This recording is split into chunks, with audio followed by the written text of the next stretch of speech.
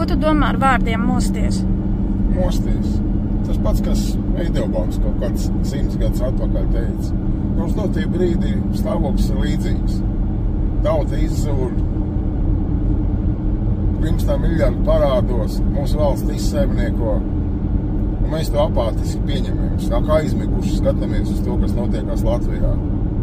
Sociālā pensija nauda mums izsaimnieko, māna, krāpj.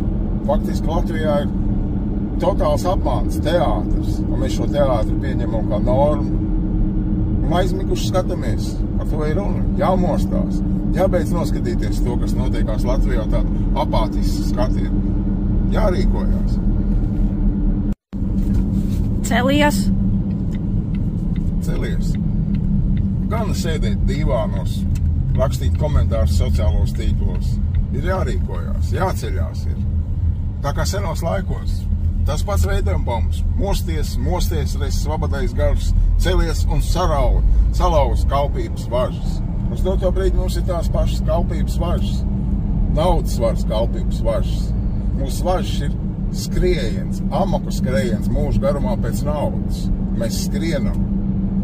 Nevis ceļamies, lai mēs rūpēties par gaišu, labklājības nākotni, bet mēs skrienam visu laiku, kā naudas var liederīga idioti, nodrošinot naudas varai iztikt faktiski.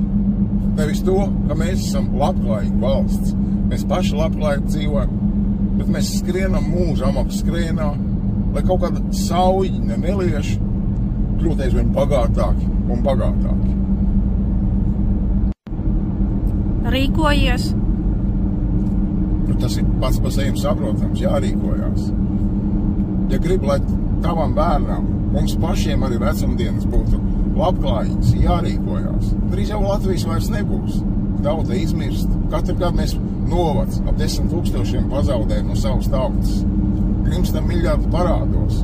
Jau ikdienu maksājam no mūsu nodokļu maksātāju naudas ap 1 miljonu par šo parādu. Faktiski mēs paņemam savu pensiju naudu valstī atpakaļ un par to maksājam ikdienu 1 miljonu.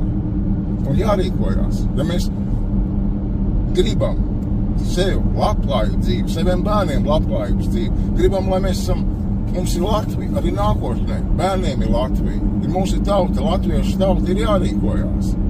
Jā, naudas varas kontrolētie mēdī, drošības dienesti, uztur mūs apātisks, neticīgs un bailīgs rīkoties. Bet nav citas iespējas mums. Mums ir jārīkojās, ja gribam sev normāli dzīvot, šodien normāli dzīvot, saviem bērniem normāli dzīvot, labu dzīvi gribam, ir jārīkojas.